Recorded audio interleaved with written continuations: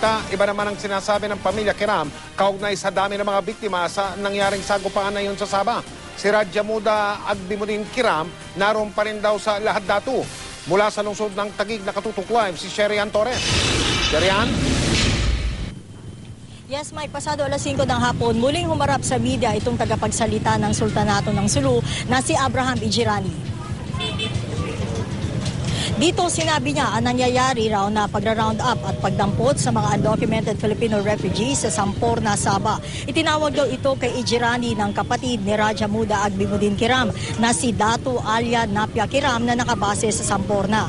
Nasa 100 daw na Filipino refugee ang nadampot na roon ng Malaysian authorities kaya nagtatago ang malalapit na kamag-anak ni Sultan Jamalul Kiram III at Agbimuddin na nakabase roon.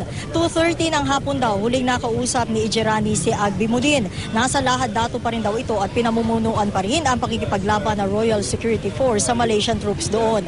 Pakiusap ni Ijirani sa Malaysian government, hayaang makapasok ang mga Filipino at international media sa Lahad Datu para maipakitang wala nga itong nilalabag na batas o anumang karapatang pantao. Samantala, isang reliable source daw ni Ijirani na may katungkulan din sa Kuala Lumpur, Malaysia, ang nagpadala sa kanya ng text message na nagsasabing 69 daw ang nailista ng Malaysian government na nasawi o kaya'y nasugatan sa bakbakan ngayong araw. Ang sa Royal Security Force naman ayon daw mismo kay Agbimuddin, 10 patay at 4 na sugatan. Narito Mike ang ilan sa mga bahagi na ipinahayag dito sa media ni Ijirani.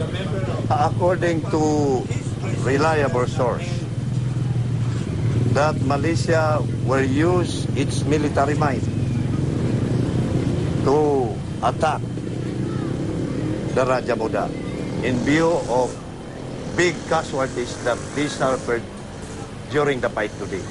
That number of casualties of the Malaysian Police Commando now compelled the military officials of Malaysia to launch another attack against Datu Raja Muda.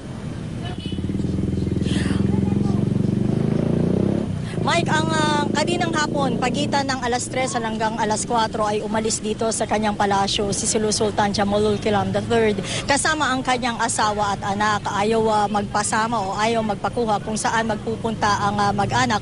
Pero ang tangi lamang na sinasabi ni Ijirani dito sa media, nausap na kamag-anak itong sila Sultan Jamalul Kiram. Mike? Maraming salamat, Sherian Torres.